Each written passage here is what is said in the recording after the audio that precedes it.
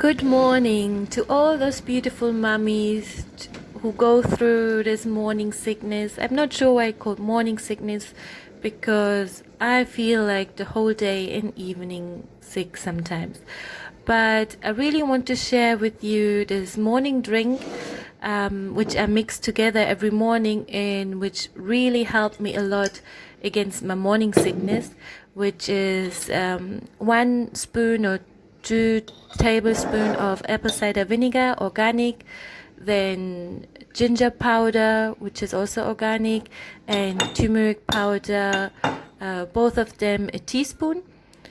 And then you can use honey, as much honey as you want. I use like probably a teaspoon of honey, and depending on the day. And then I put also squeeze half lemon to put it in my drink. Oops, my lemon just fell in. And fill it up all with hot water, and ta-da! So there you have your your morning drink against morning sickness.